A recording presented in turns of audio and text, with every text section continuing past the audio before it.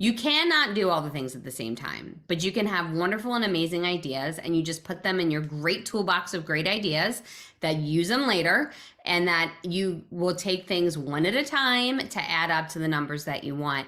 It's interesting because I find people sometimes will want to keep it very nebulous, like an unknown, because that takes away our accountability. But like, let's say I want to buy a new house, it's $500,000. I know I need to put $50,000 down to buy it.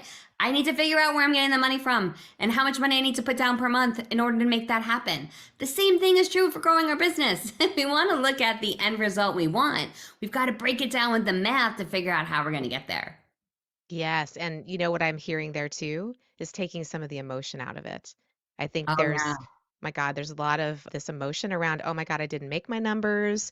Or if I look at the numbers, does that make me like a bad person because I'm focused on the numbers? I don't know, like fear of failure, fear of success, all of these things can be tied up into that. Yeah, it's so good to say I'm researching what works. Focus on that. I am researching what works. I'm collecting data to figure out what I'm going to do next. I'm using right now to give me fuel for my next step.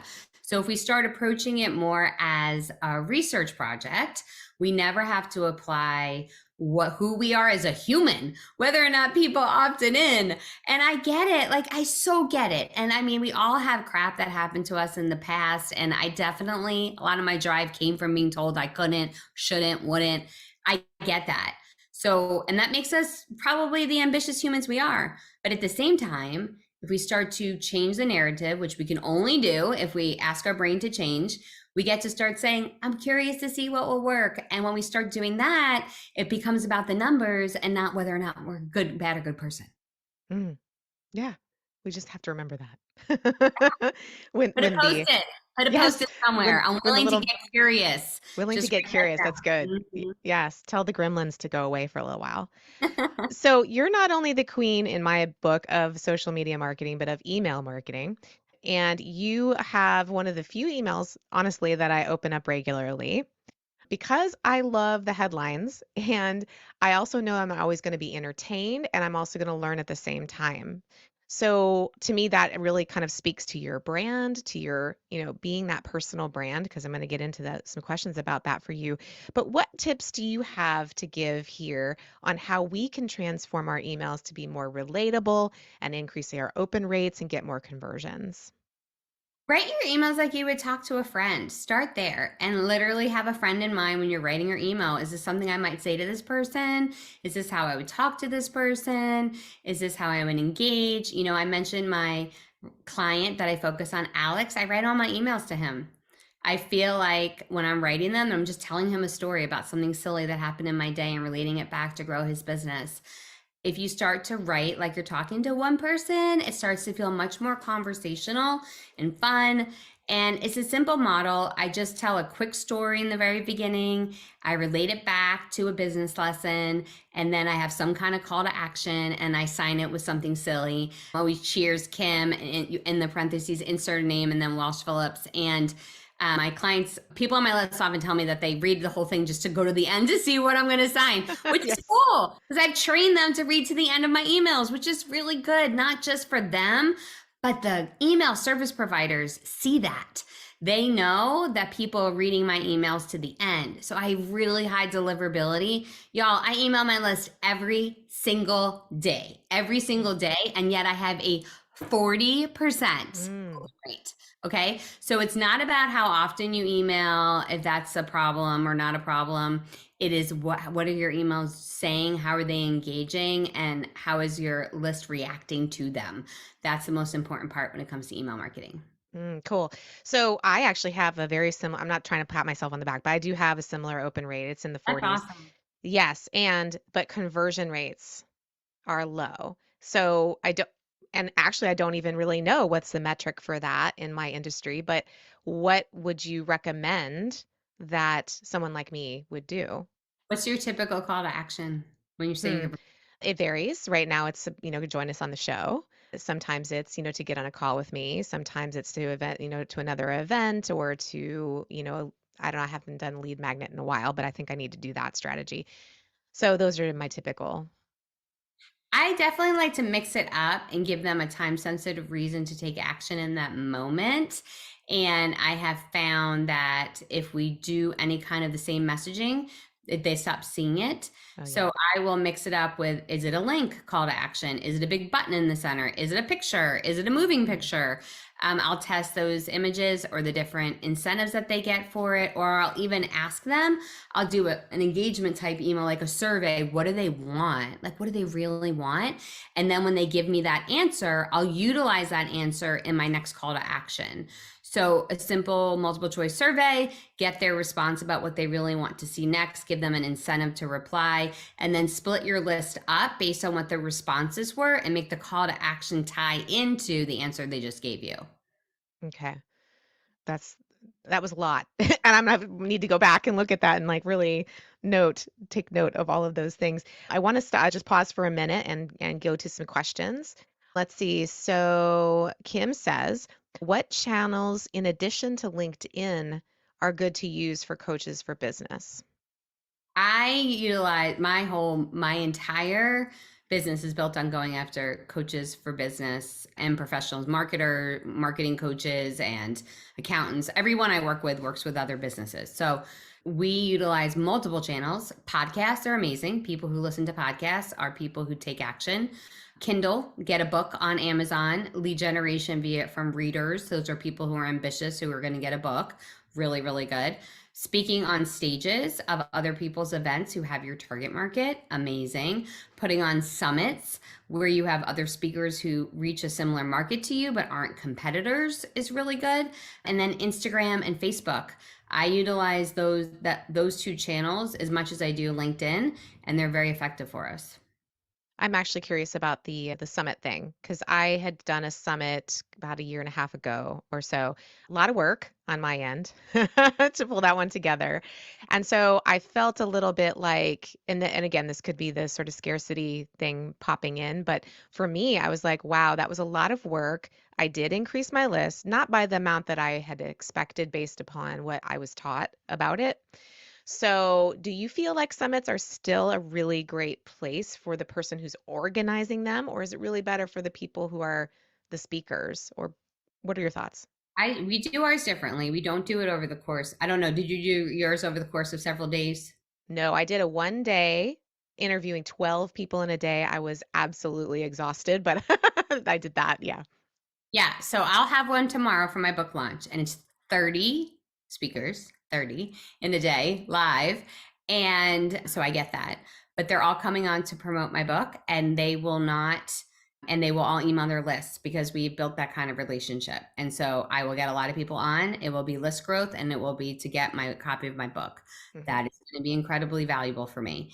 You want to tie in whatever your summit or live cast is with a specific call to action that's beneficial to them because they're promoting to your audience, but also will achieve a specific outcome for you. It typically will not work well to sell something big that's only going to benefit you. It's got to be something that will also benefit them.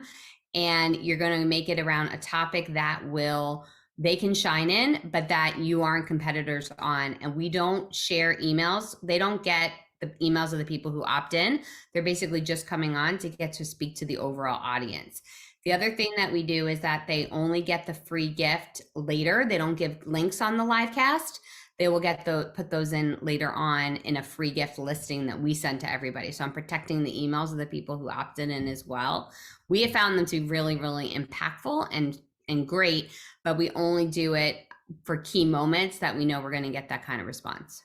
Okay, so when it comes to you've invited them on to help you sell your book, Yeah. how are they doing that? Is it literally just because they're sharing the link for your book with their audience Yeah. and then coming on and providing value to everybody by speaking on whatever their Yeah.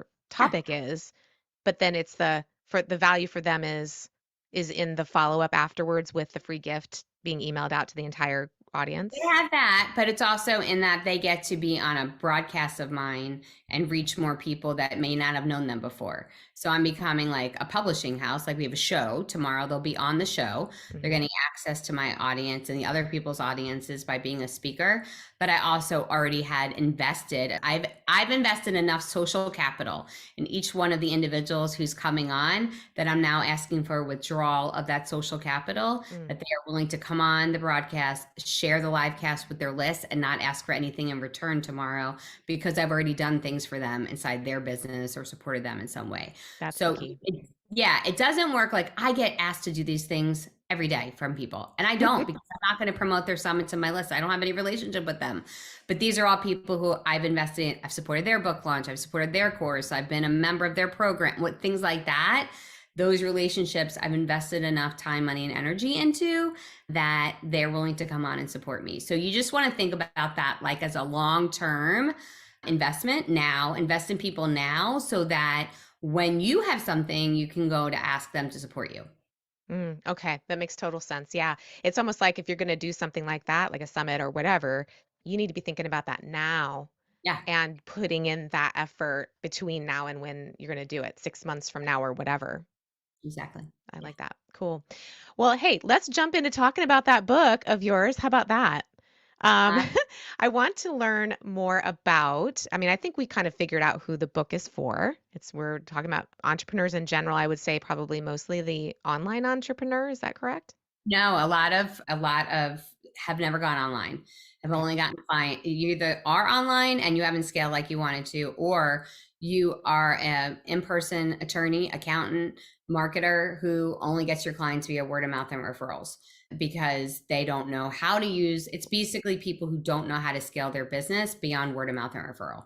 Cool. And I got to pause for a second. I wasn't looking at the chat because I have I mean, I wasn't looking at the hands up, but Sajad has a question. So let's just pause for a minute and bring him up Awesome. stage. Melissa, thank you for bringing Kim. Kim, you are brilliant, inspiring, and very useful. I have about 6 things I'm going to apply already from what I've learned from you. Awesome. That's great. I love being useful. Go for it. You can ask around. I'm not normally nice. So here's my number one problem is the ideal client thing.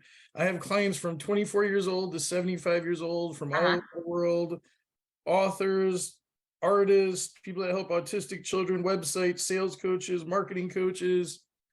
And the demographic of people is just radically different from one another on all socioeconomic. It's really difficult. I don't know who hires me, really. I mean, I know who hires me, but to try to find familiarity between them is Uh-huh. extremely difficult.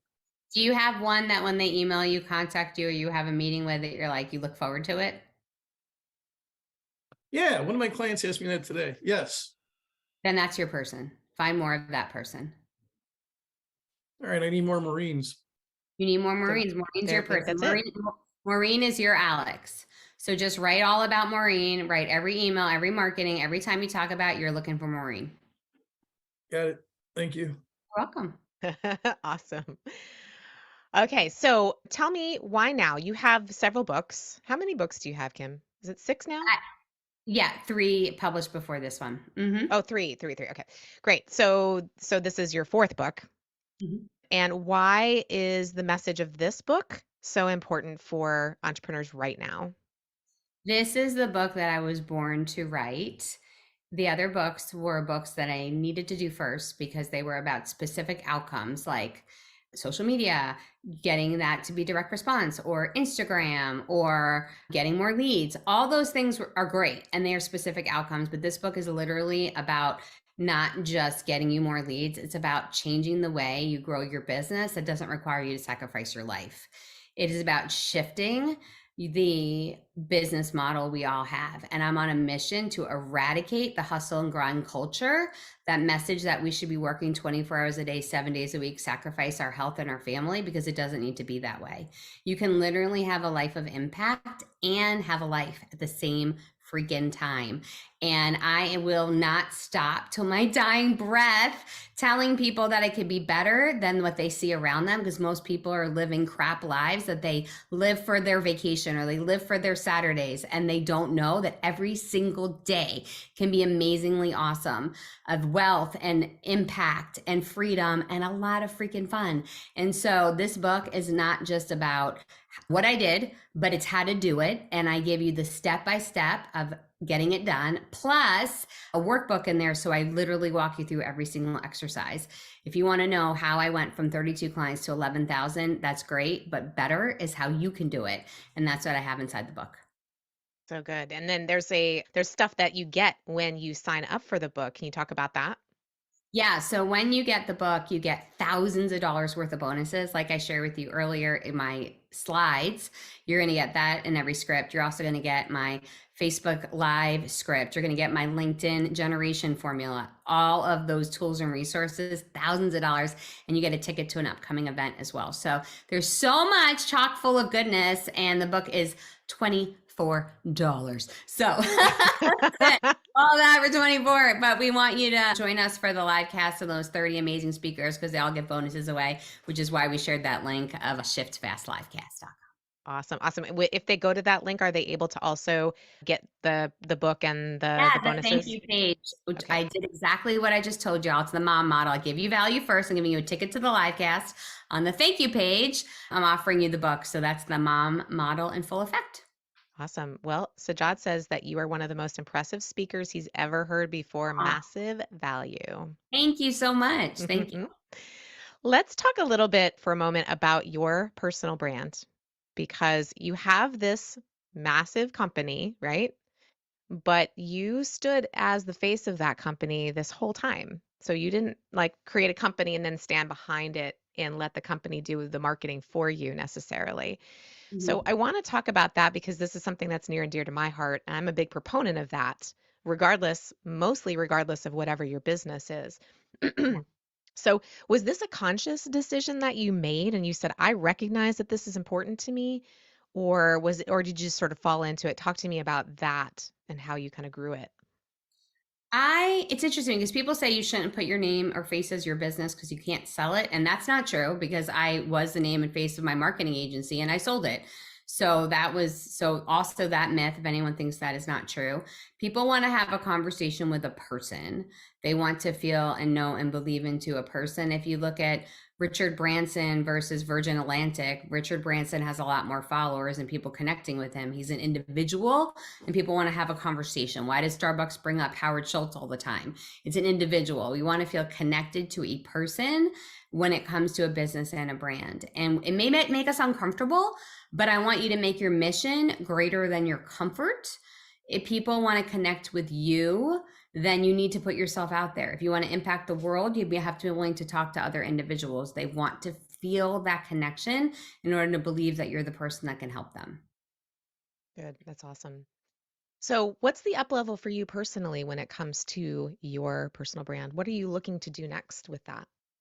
We are in a media frenzy. So I had a nice little chat. God just whispered in my ear when I was doing a Target order pickup of all places that I needed to look outside of the marketing world to reach my market. And I needed to go to mainstream media. So we've been on a journey to do that. I'm on an upcoming episode of Bravo's Below Deck. And that being on that show was a catalyst to have a new show to be developed. And the goal of the show development is not to change careers. I'm not looking to go into become a spokesperson. I was offered that actually to be a spokesperson of a kitchen cooking show. No desire whatsoever to do that. My only desire to be on TV is so I could reach more people with the same exact messages I'm telling y'all, that you can have a life of impact and still have a life at the same time. That's amazing. That's awesome. And when is that coming out? The Below Deck is the season starts tonight and will either be on next week's episode because we were on Charter 2 or the week after that. Now, I'm saying all that. If y'all have never seen the show before, Below Deck Sailing, it's very raunchy. I just want to be clear. If you got a delicate sensibility, you do not want to watch it.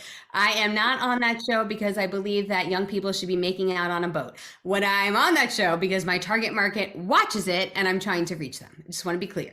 I love that. Larry's got his hand up. Come on up on the stage, Larry. Yeah, I loved your comment. I echo what Sajad said. This is great. When I saw you were coming, I was really excited because I was familiar with Dan Kennedy's book, and it's like, oh, I can't believe this. So, like you, it's all integrated with me in terms of personal and business. So I've been on what I would call a consciousness expansion journey since 2011. And that work is pretty intense. If anyone has done this where you have really dramatically changed yourself from the inside out, you know what I'm talking about.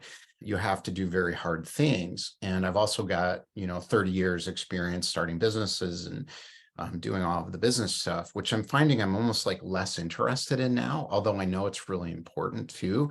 So the question and the challenge is, again, around the target market client, is I feel like my client is already kind of at that level where they are really on that consciousness raising journey, pretty deep into it, and they already are pretty comfortable with their financial situation. Because the biggest problem is when people get into the mind body loop negative process around, I don't have enough money, and then they're in this attack. I'm not really the right person. Yeah. There's other people who are a better fit. So the challenge is timing, I guess, in a way. Is I'm still, and it's probably because maybe I'm there still in a way, but I'm still, I'm kind of answering my own question maybe, but I'm still attracting a lot of people who are in that lack. And I'm kind of like, I don't think you're a good fit for this group I'm developing. That's sort of where I'm going. Yeah, it's interesting because we have to look at the stories that we tell that attract the people to us. So I also used to have that market, and I used to tell the story of hawking my engagement ring to make payroll. Well, that story is going to attract somebody who is also needing to do things in order to make ends meet. Now the story I tell is about my daughters missing their time growing up and wanting to make a shift in my business, even though I was financially well off. That was uncomfortable because I was comfortable. So making a change when I was comfortable was the hardest change to make. I tell a story now that will actually resonate with my right fit client market. So we want to make sure the stories that we're telling are that way. We want to be super clear with who we're for. I told you who I was for, someone who already owns a business. That's somebody who does have capital. That's important to me. I also set my minimum price, like the least expensive way to work with me in coaching is $1,500 a month. That's not going to be for somebody who's just starting or is financially not well. And that's okay. I mean, that's why my book, so everybody can access it, but it's only, my coaching is only for specific people. So I think we have to put a line in the sand on who we want to attract and make sure all of our marketing, all the stories we tell and the content we put out there is right fit for that target market. Does that make sense? Yeah, that's beautiful. And the people who are kind of in a desperate straits related to money, I'll send to Shajad, as he's suggested, which I do, frankly. Yeah, and I mean, like, it doesn't mean the other people won't slip in sometimes, and that's fine. And I've had people who like afford coaching for 2 months, and I could in the past be like, oh my gosh, I don't want them. I'm like, absolutely, I want them. I got to show them for a hot minute what's possible. They got to experience that growth for a moment, and then they got to see something that they can go towards in the future. So I don't make judgments on whether or not people can or should, because if you would have looked at my bank account when I made a change, you would have told me I wasn't allowed. So I give everybody the opportunity to say that they're in, but I make sure that my marketing is focused on somebody who can stay with me for the long haul. Yeah, that's brilliant. And yes, it's not about money and all of that. It's about being in a moment where you're ready and you're saying, I'm going to change myself now. I'm not just going to add more skills or solve a problem with external results. So here's the thing I want to caution you on. Don't try to have too much change in them in order to say their first yes. We have to be careful because most people who even are socially conscious enough to want to make a change don't have that as their forefront thought. They want to have it, I call it an external noun is the thing that they want. Right. Something they want externally. Once they're in my world, I could work with all the stuff in here. That's fine. But I don't attract them to me to start that way because they have a specific need. So I'm going to focus on get more leads, grow your audience, multiply your sales, scale your business, automate things that they want. Then once they're with me, I can work with them on all sorts of stuff. All of us that are working on the mind-body continuum, we want to get deep into all that deliciousness about mind shift, but it won't bring our right fit person to us. Our right fit person has a specific problem they want to solve. Let's get them in for that, and then we can work on the mindset stuff later. That's great. Absolutely. Thanks. And, I want to just dive in or jump in here and also say what you said makes total sense because you want to go to them with the thing they think they need right now. Yeah. Right. And then then when you bring them in, you're giving them the thing they actually need. Right. Yeah, So actually need, and they need both, right? they need do. the right way to do this, and then they need to see that they can do it. And it's important, but it also is necessary. Even though we want to focus on some of that other stuff, we're going to make our marketing not about fascinating us, but our marketing needs to fascinate our market.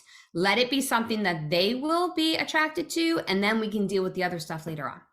Yes. And actually, that brings me into the branding piece, as it always does. You got to figure that out.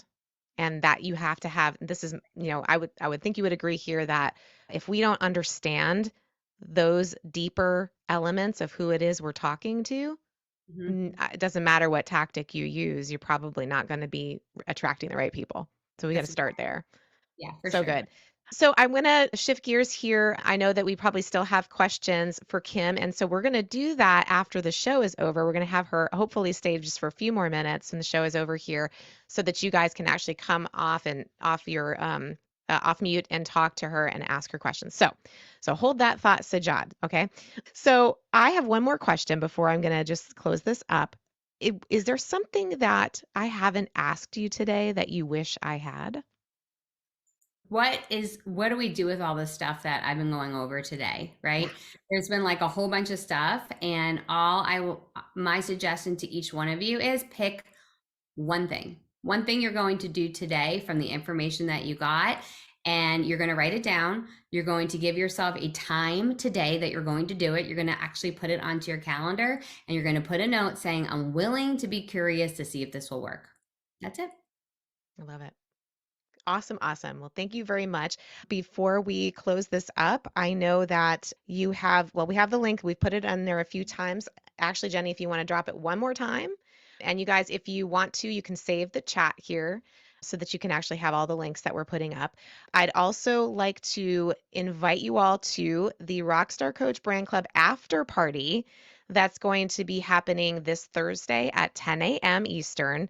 And what we're going to do is we're actually going to dive into what makes you unique. And I know a lot of people have issues with this, so we're really going to get specific on it. And we're also going to have some networking and connection during that show. So Jenny's going to put that into the comments as well. And I want to thank each and every one of you guys for showing up here in the room. This is where we get our energy. This is where you get to interact. You can see that. It's so super awesome. So next time, if you didn't come here, definitely register for the show. And let's see. So that is all. And thank you so much, Kim, for coming. I really appreciate you. I think you always give so much value. And I just can't say thank you enough. Thank you so much for joining and allowing me everyone who's joining on here today. And thank you so much for having me. It's been an absolute pleasure talking to you guys. You asked really good questions, and I hope I get to see you on the live cast tomorrow. You bet. And then we will see everybody on Monday, April 24th for the next episode. We're going to be having Alexa Carlin on the show, and she's the founder of the Women's Empower Expo. She's also the author of a book called Adapt. So bye for now, guys. See ya.